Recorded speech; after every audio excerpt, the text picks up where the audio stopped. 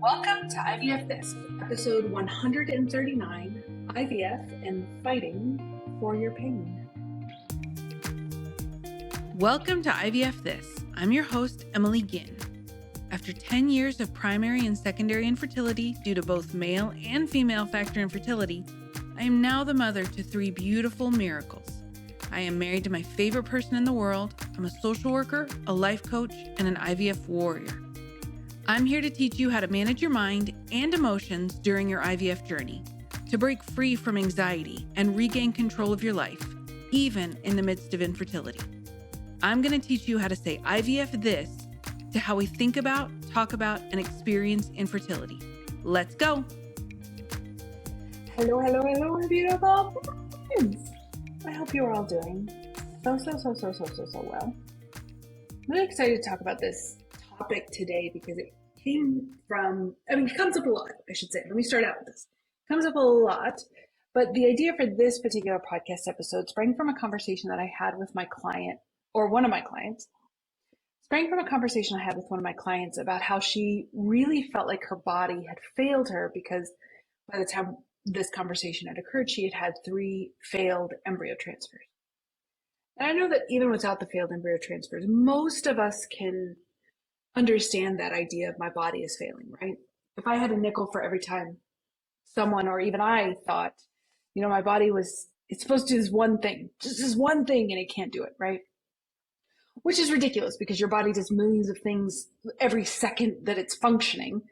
But we do have this very strong cultural belief that if my body could just do this one thing. And so I think this idea my body betrayed me or my body is failing me, both of those ideas are incredibly painful. Both of those beliefs are incredibly painful. And yet, so when we go through the litany of examples that she offered me about how her body had failed her, she gave me, her uterus, which didn't have any structural issues in it or anything like that, right? Her body, just in general, her goodness, her ability, her lovability, her deservedness to carry a child, all of those things, right? Toxins, exercising, not exercising enough, her diet, did she make enough changes? Did she make too many changes? Should she be wearing socks to keep her uterus warm, right? In Chinese medicine, having cold feet means you have a cold uterus because there's meridian lines and, all of these things, like so on, back and forth. And every time I would try to challenge her on some of these thoughts, right? Like, has anyone ever told you that your weight needs to be lower or your weight needs to be higher, right? I don't want to give some specific examples about her away, but I think just in general, right? We have these very, very solid, very concrete preconceived notions as to what we do and what we do wrong. But every time I would challenge her specifically and maybe try to offer an alternative explanation or an alternative belief, she would go right back into her magic hat and pull out a whataboutism, right? Well, what about this? And what about that? And that is what I call fighting for your pain. Okay. So today I'm going to talk about the 3 big reasons that I think that we fight for our pain. And I'm going to give you 3-ish questions that I want you to ask yourself either in your brain and you're just kind of thinking like just a thought exercise, or whether you're spending time journaling on it. Either way, there's no right or wrong, but just to give you something to think about, to try to pull apart a little bit of that vice grip that this pain has over you. Okay. So that's what we're going to talk about today. Now, a lot of this stuff can be universally applied. It doesn't just have to be around IVF. It can be about relationships, right? Familial relationships or romantic relationships, work, friendships, infertility and IVF, of course, is the context for what we're talking about. But I don't want you to think that you just have to stick with this. You can apply this to any aspect of your life that you feel like you're holding on to pain. So no matter the thing that happened or didn't happen, you didn't want it to happen or not happen, right? You play the scene over and over and over in your mind. It's pure agony, right?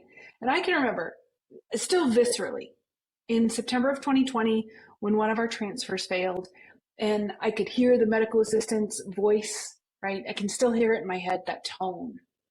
And if you know, you know, the tone that many of us know, and I pray that a lot of you never have to know, but it's the one that always starts with, I'm so sorry to tell you this, but anguish, right? And we think that that's the most painful it's going to get. But for many of us, it's not. The most painful is the hours and the days and the weeks and the months and sometimes the years that follow. It's the mental chatter about our failures and how hopeless we are, and just our overwhelming sense of doom and gloom for the rest of our lives, right? That feeling that nothing good is going to happen for us. And that circulates and spins in our head from the moment we wake up to the moment we go to sleep, if we even sleep. Sometimes I didn't even sleep at night many times because those thoughts just kept circling in my head, and all the times in between.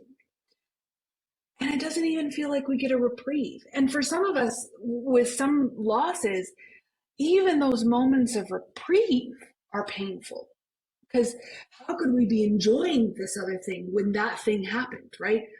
And that's another added layer that complicates grief. And grief is already a complicated experience. So why do we hold on to it so much? Why can't we just let it go and move on? Because God knows that's the thing that people tell us, right? You just got to let it go. Thank you for that detailed analysis. And would you mind providing me a blueprint for how to do that? No? Thank you. Then I will take that under advisement. Just let it go. I don't know why I haven't thought of that yet, right? That's similarly akin to you just try to relax. Thank you. You should write for Hallmark, because that is just so motivational and inspiring. It's incredible, right? But why do we hold on to that hurt so much?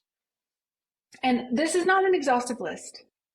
In fact, you could Google why we hold on to our pain, and you're going to come up with 50 different articles outlining 50 different reasons. These are the things and the themes that I've seen working with IVFers and going through infertility and everything that I've experienced in my life as well, right? So the first and foremost is that you're afraid of the unknown. Whether it's consciously or unconsciously, we're afraid of the unknown.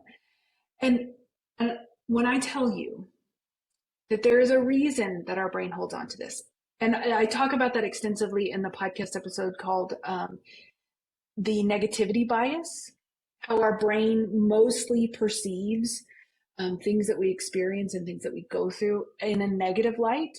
And it's done that for an entirety of our evolution. It helps us to kind of be prepared. And I'm going to talk about that in the second one. But there's a reason our brain does it. It's very useful and has been for millennia for us to kind of stave off danger and be prepared and things like that, right? It's not necessarily super applicable by today's standards, because we don't have the same environmental dangers that we did 100 years ago, thousands of years ago, because we don't have the same threats that we did then, but the same mechanism functions that way, right? And so our brain will always choose a hell that's familiar than the possibility of an unfamiliar heaven. I'm going to say that one more time for everybody. Your brain will choose a familiar hell over an unfamiliar heaven. Okay? By the only virtue of it being familiar. If you've heard any of these podcast episodes before, you know that I talk a lot about safety and certainty and how those two things coexist all of the time. And so if something is familiar, even if it's terrible, even if it's painful, even if it is hell, our brain will hold on to it because it's familiar. Literally the only reason our brain will hold on to something is because it's familiar. Okay? Now, you might be asking, well, Emily, why the hell is that true? That seems like a ridiculous party trick that our brain should never play on us. But the emotions that are associated most with loss are adrenaline and cortisol, right? Whenever you have that like grief burst, or whenever you feel that really overwhelming surge of emotion, a lot of that is adrenaline and cortisol. And our brain can become kind of addicted to the cortisol and adrenaline dump that we that occurs. And so the more that happens, because grief will just dump adrenaline and cortisol on you all day, every day. And so the more that happens, the more familiar our brain becomes with it. The more familiar our brain is with it, the more likely it is going to happen over and over and over again, right? And that is not a morality or a virtue issue. That is a biological issue. That is a biological function, right? So if that's what's happening for you, that doesn't mean that there's anything wrong with you. It means your brain is functioning the way it was designed to function. It just doesn't really serve you in that way, okay? So letting go can be absolutely terrifying, right? The idea of not having this pain to our brain feels like, well, that means that we're just opening ourselves up to a whole other ton of pain that we might experience. That is terrifying, right? At least this pain that I've cultivated and nurtured and carried with me for years and years and years, at least I know what to expect. But if I let it go and I have to experience a new kind of pain, well, I don't know what to expect and I might just die. And I know that you might think that, well, that's ridiculous, but that is the unconscious thought process that our brain has, because our brain only has 3 motivations: to keep us safe, to find pleasure in things, and to be as efficient as possible, right? Safety doesn't mean peace to our brain.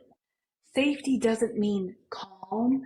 Safety doesn't mean anxiety free. It just means free from physical danger, because our brain doesn't really differentiate between psychological and physical safety or danger. It just interprets it all as danger or safety, right?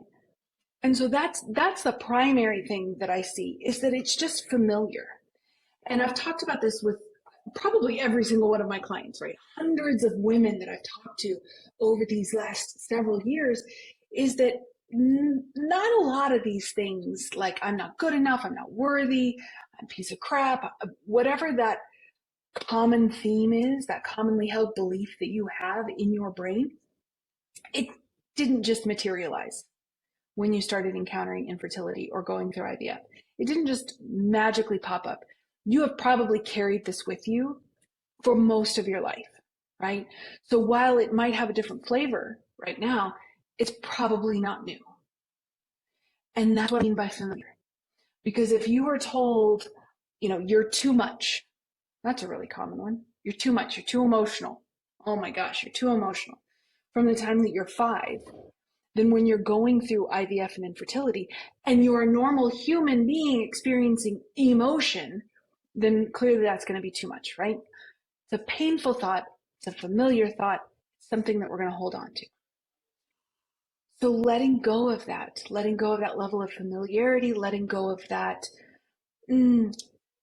comfort, put air quotes around comfort because it's not necessarily comfortable, but it's the comfort of familiarity, can be a very scary proposition.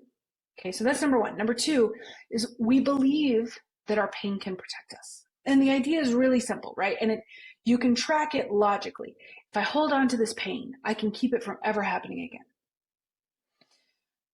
And when you think about some of the worst experiences of your life, some of the darkest, the most painful, sometimes you're barely functioning as a result of that pain.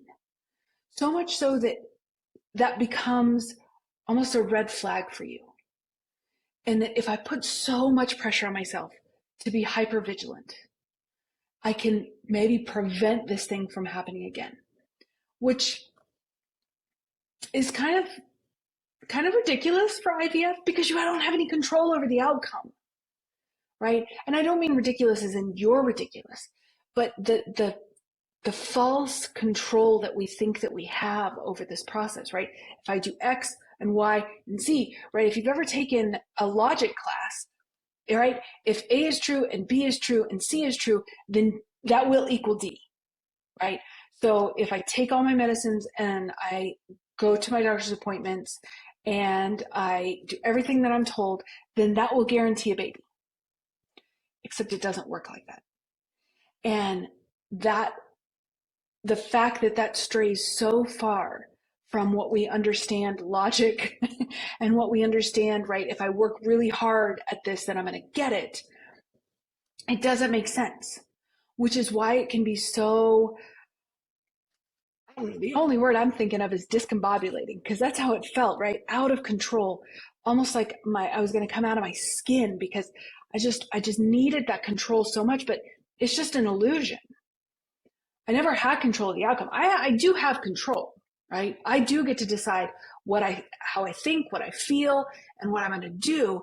But everything else, the things that I want control over more than anything in this world, I don't have control over, right? So it's this faulty logic of, well, if I can control for these things, then maybe I get to control for the outcome. But you don't. And that's where we get into that idea of emotional cushioning. And I have a whole podcast episode around emotional cushioning, but it's this idea of, well, if I tell myself it's not going to work, even if I'm going through the steps, then that is somehow going to minimize or mitigate the pain that I'm going to experience. But it doesn't. It doesn't. It never does. It might feel that way, and it gives you that sense of control, right? Because you're telling yourself, I can't get ahead of myself. Don't count your chickens before they hatch. I'm not there yet. I just can't feel that way, right? If we can get to create that emotional distance, that's us doing it. We have the control. We have the power, which that's why it feels so elusive to say, well, I don't want to get my hopes up or anything like that. But if the thing is going to happen and you're going to be devastated no matter what, like, don't kid yourself. You're going to be devastated whether you told yourself not to get your hopes up or not.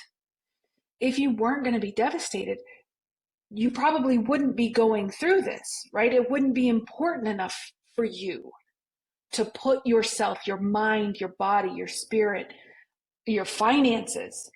It wouldn't be important enough for you to go through with this.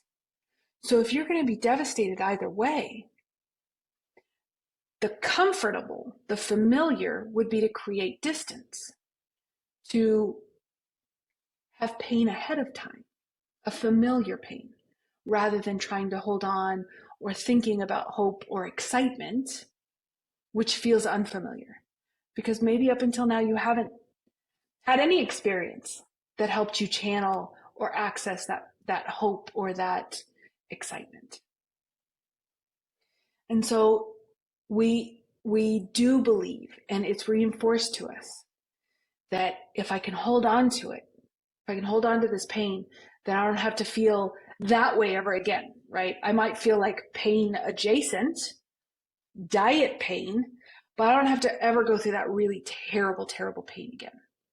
So then the third one, because I realize I want to get through these so that we can get to the question, but the third one is that when we are holding on to that pain, we actually have access to more powerful emotions. And what I mean by is this: grief sucks.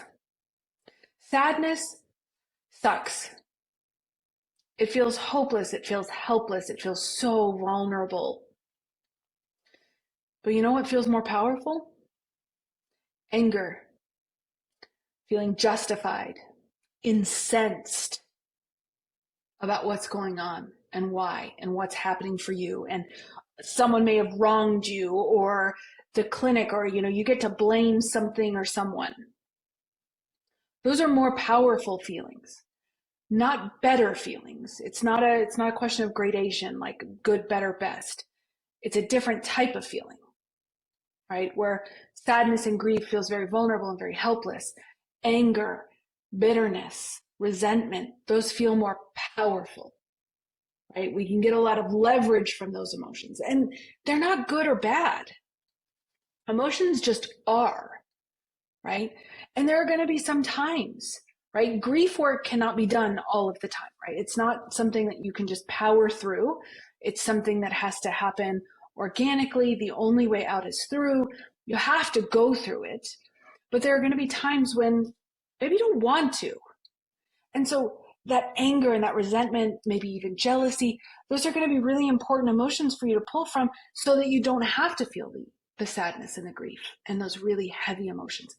And that's not good or bad, right? That's just being a human and vacillating between those two, right? But that powerful emotion is also kind of intoxicating, right? Well, if that other feeling, if that grief and that sadness sucks because it's so heavy and it's like just trying to trudge through mud or molasses or something, and this one I get to feel powerful and I get to feel, ugh, right? They don't feel good. They just feel different. And so the other one can feel very intoxicating. And so there can be a reason to hold on to that. We call that secondary gain, right? There are other aspects of secondary gain to what we're talking about, but that's one of them, right? I get to trade out this emotion for this emotion. Man, that emotion feels more empowering. So I'm going to stick with that one. And I'm just going to try and bury the sadness and the grief over here, right? So those are the three, right? We're afraid of kind of the unknown, right? Our brain will choose a familiar hell over an unfamiliar heaven. We believe that our pain can protect us, and we get to choose more powerful feelings, right? So those are the three reasons why we hold on to our pain. And remember, it's not an exhaustive list. If one of those feels less true than the other, that's totally fine. You can do your own research on that. There are a lot of reasons, and a lot of really smart people have put together reasons why we think we hold on to our pain. Those are just the ones that I see thematically that come up a lot for my clients. But as I promised you, I'm going to offer you 3 questions that if you think about them and you spend a little time on them and really kind of let them sink in, what it can do, it can start to just peel away, right? Loosen the ketchup bottle, if you will, on some of your pain. So here's the 3 questions. The first one is, are there secondary gains that you're getting by holding onto your pain? Right? Do I get to feel powerful? And do I get to stay in an unfamiliar hell because the prospect of something else feels more terrifying, right? Do I get to create more distance, right, from what I'm actually feeling, right? The excitement and the hope feels so dangerous that if I hold on to my pain, then I don't have to feel that danger. I get to feel something else. The second question is staying in your pain keeping you from relationships and situations? Now, a common thought for us, a very common thought for us, is no one understands. Now, I'm not saying that that isn't true to some degree or another, but I think that we hold on to this because grief in and of itself shrinks our world. It can be very isolating. And so it's almost like a self-fulfilling prophecy. Maybe people don't have to totally understand you to love you. Maybe they don't have to totally get it. And I think everybody listening to this podcast knows what I mean when I say get it. Maybe they don't have to totally get it to walk through it with you, right? I have to tell you this, me, your coach, I might not ever truly understand what you're going through, what you have gone through, what you're feeling and what you're thinking. I may never understand. Now I have skills. I have a metric ton of empathy, and I have a full-on give 'em hell attitude. But I will never know exactly what you're thinking, why you're thinking, the experiences that you've had. But it doesn't mean that I can't be there for you. It doesn't mean that I can't help you and that I can't care for you. Multiple things can be true at the same time. I don't have to have walked through your shoes or walked in your shoes to help you through this process. And I think that the same can be true for the people that we love and the people that love us. And the third question is, are you avoiding resolving this pain because you would have to face it first? Now, what would it mean for you to face it?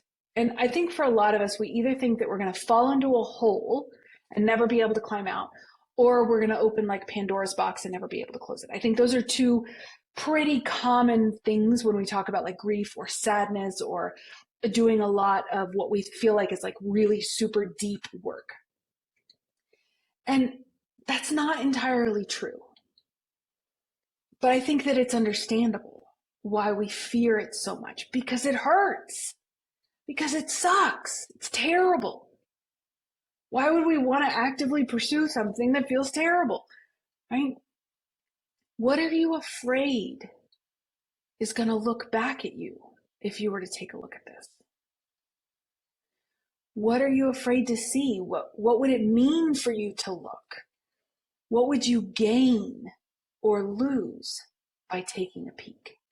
Because I guarantee you, the thing that we fear we're going to find is only ever a thought. It's only ever a thought. Maybe they were right. That's usually the one that comes to me. Maybe they were right. Maybe I am a whatever, XYZ. The thing that I'm most terrified about. Maybe I'm never going to get this thing. Maybe I'm never going to get to hold a baby. Maybe I'm never going to have the family that I want. Maybe I was never truly worthy or good enough. Those aren't objective facts. They're questions at best, neither rooted in reality or fact. So if the worst thing that can happen is you have a thought that creates a feeling, well, if you're already in a familiar hell, is it really going to get worse? Or is there a possibility of it getting better? Because I got to tell you, now, after doing this work for as long as I have and talking with you all and just literally doing my own work, the prospect of something better or just feeling different, having it be less painful, that is a far greater consequence that I'm willing to accept than more of the same. And I have a sneaking suspicion that if you're listening to this podcast and you've made it all the way to the end of this episode, that is something that you feel too. That prospect could just be enough to help through this. When we start to answer these questions, you get to start to looking at your pain in a different way, right? Not where it's personalized, not where it's about you, not where it's, a confirmation of all the terrible things that you believe about yourself. It doesn't mean it's going to be flipped like an on-off switch and you're never going to have pain again in your life. That's never the goal, right? The goal is to not suffer. Pain is inevitable. Suffer is optional. But it doesn't mean that your pain doesn't get to hide in the dark anymore. That's when our pain hides in the dark, that's like giving your pain a free pass to just lay around and do nothing. Right? That is a freeloading SOB right there. It doesn't have to do anything but just live and grow. No. Everybody pays rent. Shit. Everybody has to pay rent. And so does your pain. And if your pain has to pay rent,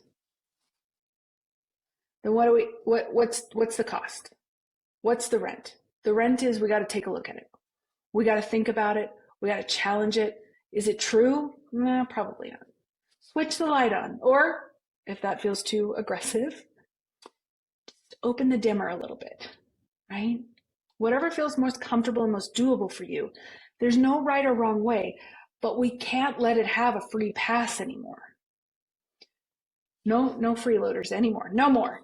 I was doing a podcast episode one time, and I'm just going to close out with this story. And someone asked me if I was ever afraid about putting myself or my work, my content out into the world, like my fear of rejection. And of course I'm afraid of rejection. I'm a human being.